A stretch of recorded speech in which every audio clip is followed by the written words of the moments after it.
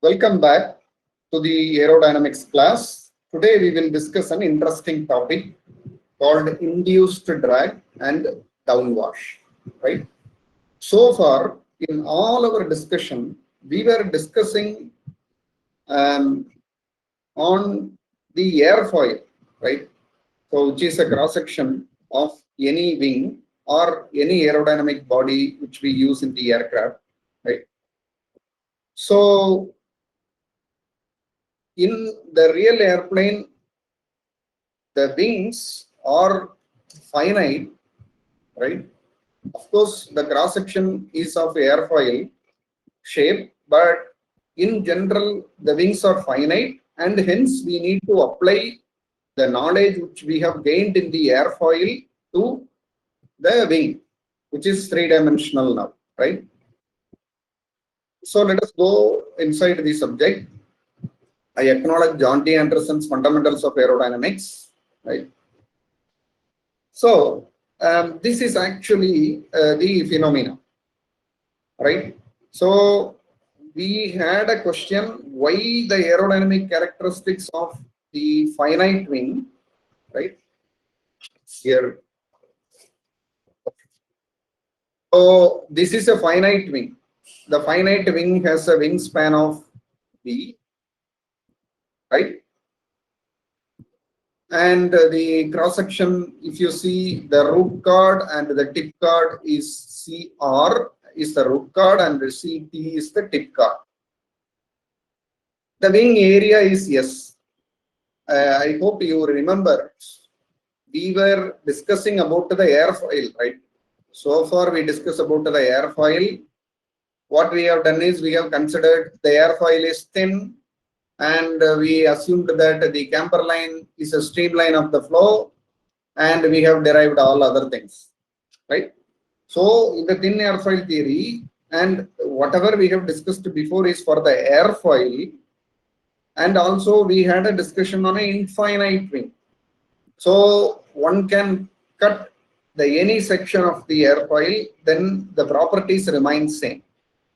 But in the case of finite wing, say let us consider this as a finite wing, right?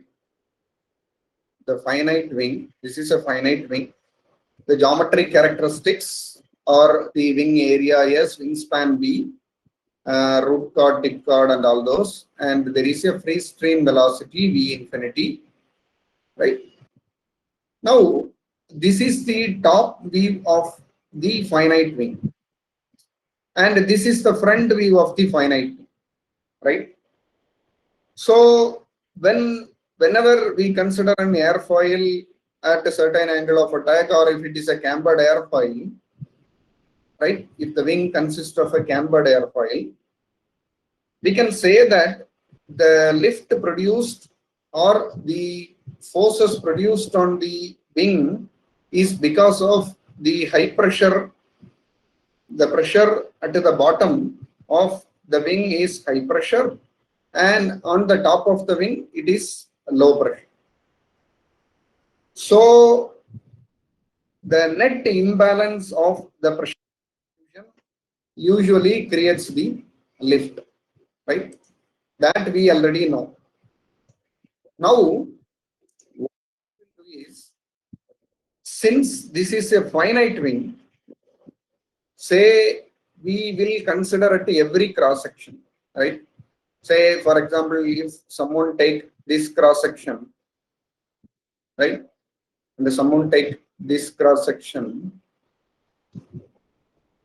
and if we take this particular cross section, right? So when you consider this cross section near the wingtip, so the high pressure region always try to go to the low pressure region. Okay, what happens at this section? The high pressure tries to goes to the low pressure region, of course, but it cannot go, it pushes. And at this particular point, again the high pressure region tried to go to the low pressure region, and hence it pushes, right? The force act, the pressure difference multiplied by the area in which the pressure is acting, is considered to be the force. Now, at the tip, what happens is the high pressure region tries to comes to the low pressure region. So, automatically, the high pressure region tries to comes to the low pressure region and it curl and form a vortex, right? At the tip, it creates a vortex, right? So this particular vortex looks like this. So the high pressure region comes to the low pressure region and creates a vortices called wingtip vortices. So this wingtip vortices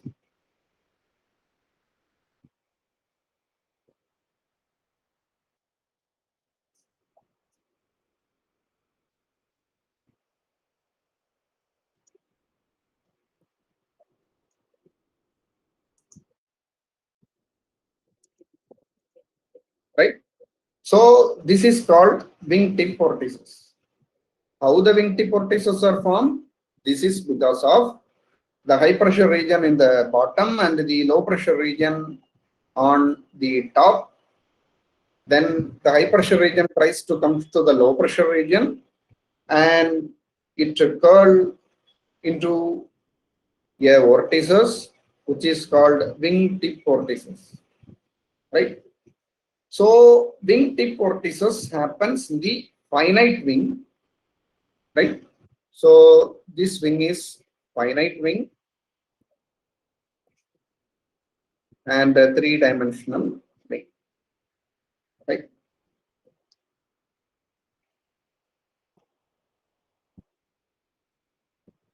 So this is clear now.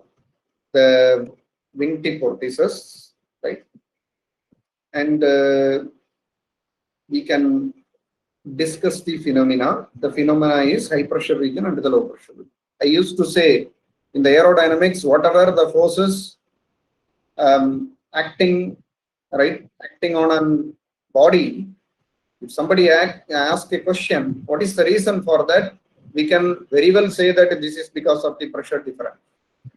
Similarly, the induced drag, right? Similarly, the wingtip vortices. Why there is a wingtip vortices? That is because of pressure difference, right? Okay. Now we will move to the next point, right?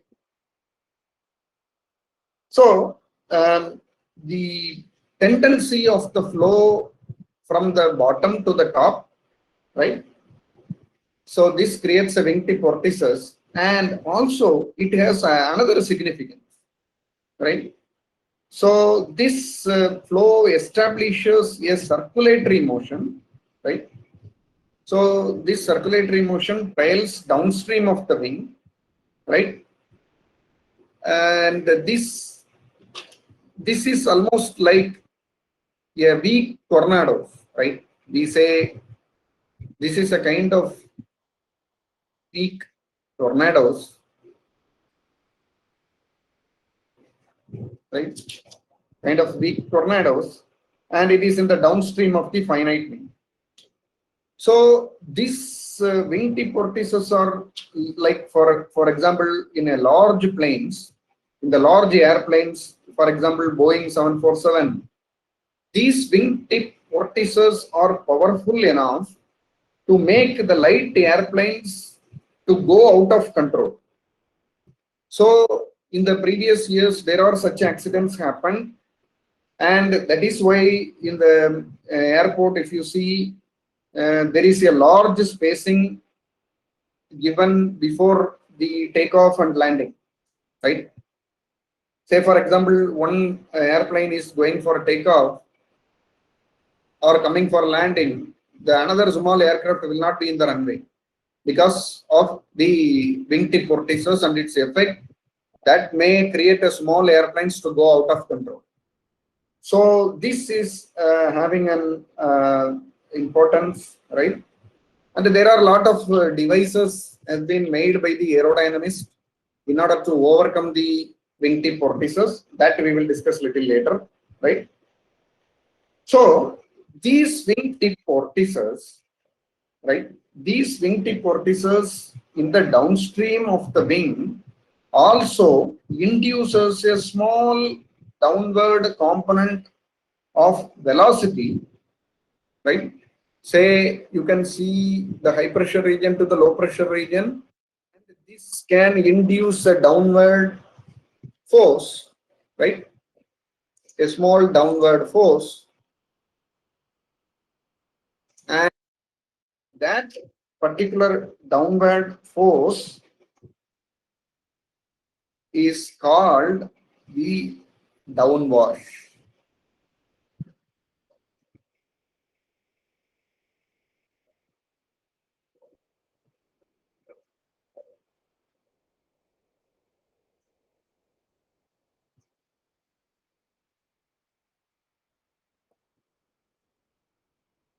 right?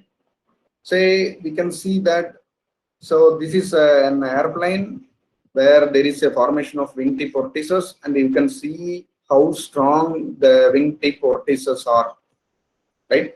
And there are a lot of theories says that the wingtip vortices in turn gives a cushion effect for the aircraft for landing, and all those things that we will discuss later once we apply the aerodynamics knowledge in the real application.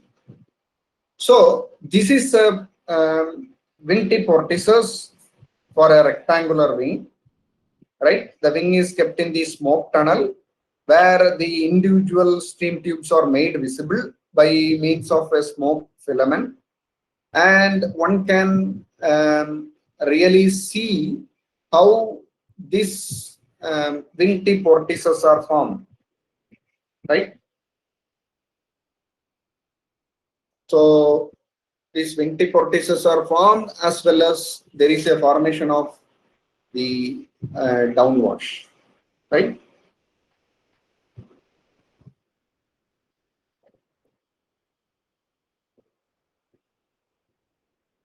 Well, so we know the downward component which creates a downwash, and the downward component which creates a downwash is usually mentioned as the omega, right?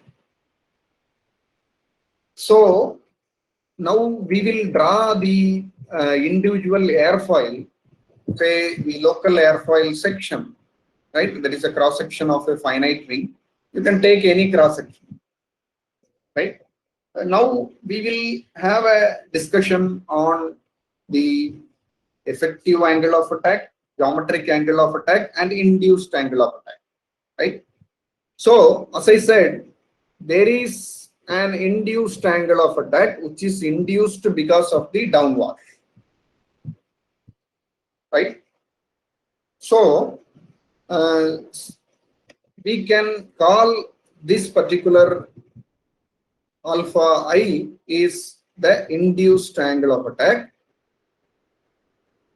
and there is a effective angle of attack. The effective angle of attack is the difference between the angle of a geometric angle of attack and the induced angle of attack. So please note the alpha which we consider is a geometric angle of attack. So the geometric angle of attack is the angle we consider. Then the induced angle of attack is the angle which we have because of the downwash, and the effective angle of attack is considered to be the alpha minus alpha I, right?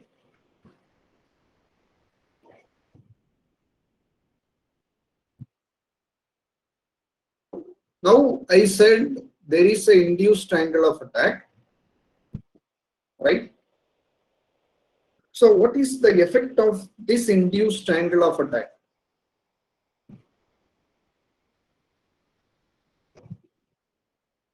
Right? So we had a definition. The alpha is a geometric angle of attack, is the angle between the local relative wind and the chord of the airfoil. And the alpha I is an induced angle of attack, that is because of the downwash, right? So now let us discuss about the effect of this induced angle of attack. Okay? So the angle of attack which is actually seen by the local airfoil section is the angle which is between the chord line and the local relative wind, right? And we have defined this as an effective angle of attack, even though the geometric angle of attack alpha, right, is defined separately. So if there is a downwash, one can able to say the difference between the geometric angle of attack and the effective angle of attack. The second point, there is a possibility of local lift vector, right, which is shifted, right? Say we have a local lift vector, right? And we can say that it is inclined behind the vertical angle of attack, and that angle I, right, alpha I. So here there is a component of the local lift vector in the direction of V infinity, right? And there is a drag which is called as DI. So because of the induced angle of attack, there is a drag induced, and that particular drag is called as induced drag.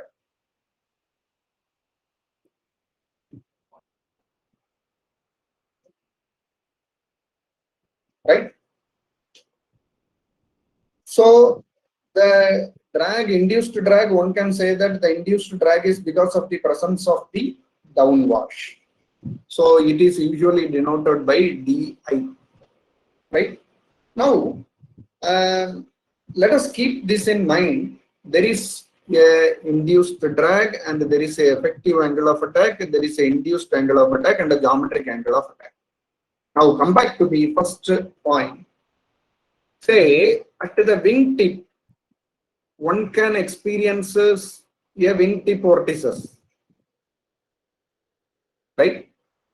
So at the bottom of this wing, this dotted line represents the streamline in the bottom, and the solid line represents the streamline over the top of the wing.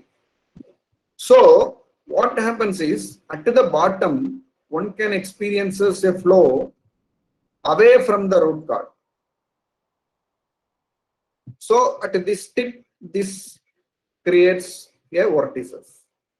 Similarly, when it creates this moment, if you see on the top, this streamline moves towards the root chord, right? So this physical phenomenon on streamline, one need to understand while discussing the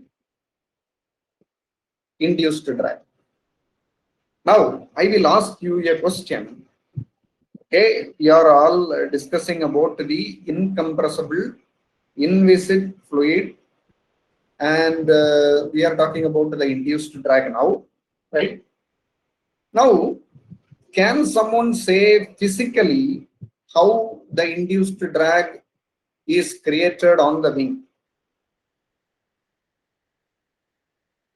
Because we already know that there is a change in streamline pattern over the bottom and the top of the wing, right? And we know that there is a change in the induced angle of attack, right? When there is a change in induced angle of attack, right? So now I ask your point on how basically physically the change in drag occurs. Someone can say it's very intuitive, right?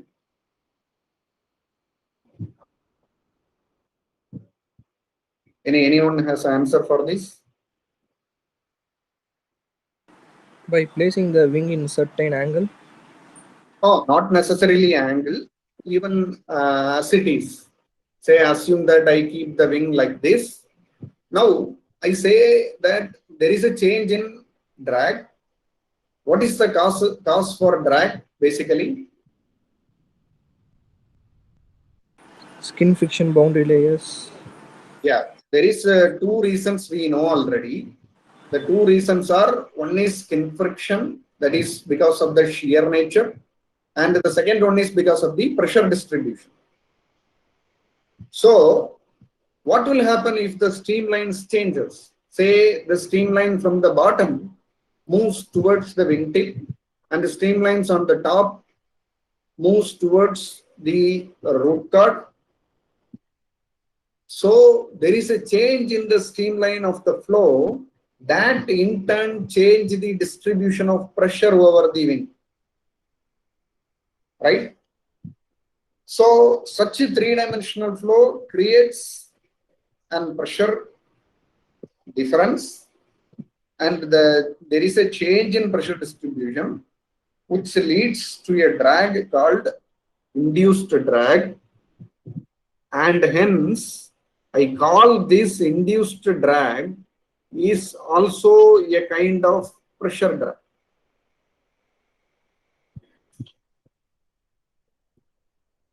I remember whenever we discuss about the induced drag, there will be a question which is like, induced drag can be considered as a pressure drag. Why? So anyone can answer for this, right?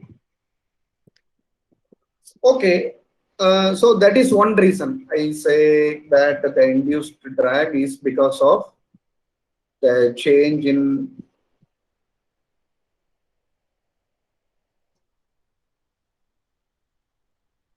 pressure distribution. So the change in pressure distribution due to the streamlines, due to the change in streamlines in the top and the bottom of the wing.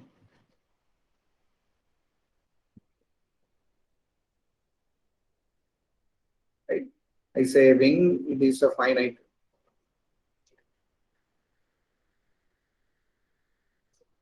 Now, the second point, we know there is a formation of the wingtip vortices. The wingtip vortices consist of lot of translational, right? Lot of translational and rotational kinetic energy.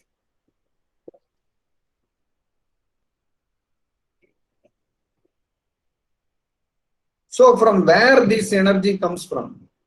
Because there should be some source, right? So we need to spend some energy. It is not created, right? According to the conservation of energy, the energy has to come from somewhere. In fact, in the aircraft, the energy comes from the aircraft engine, which is the only source of power, right? So this translational and rotational kinetic energy, which is in turn has no meaning and it is not useful. So it means that the part of the power produced by the engine is lost because of the formation of the wingtip vortices, right? So the extra power provided by the engine that goes into the vortices is the extra power required to overcome this drag, which is the induced drag, right? So one can go to the second point and say that the translational and rotational kinetic energy is necessarily not useful, right? It is not useful, and that needs a power, that needs a power, and that power is taken from the aircraft engine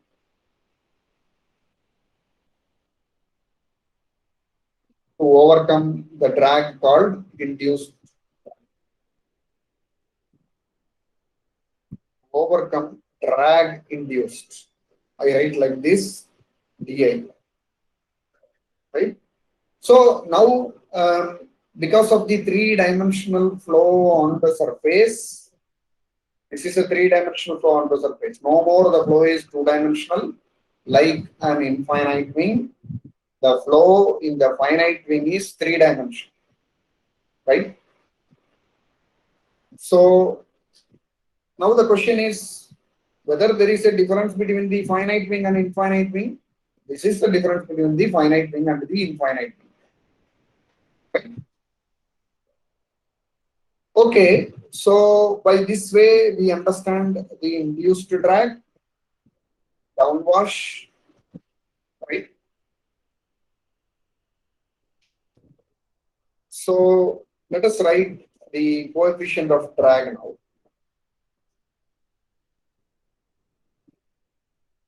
So, okay, let me write the coefficient of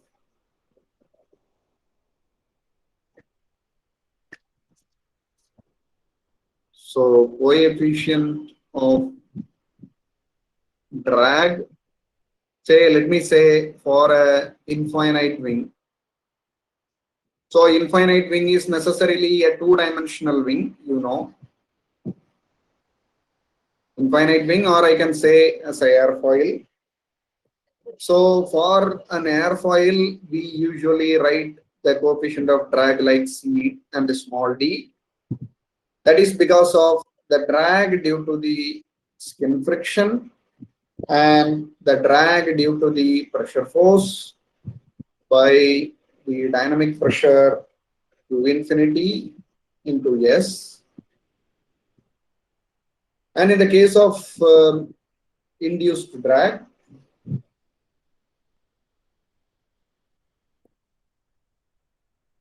I write the induced drag as C D I. I write capital because it is necessarily for a three-dimensional body. So CDI can be written as DI by Q infinity into S, right? And the total drag which is created because of the induced drag can be written as CD plus CDI, right?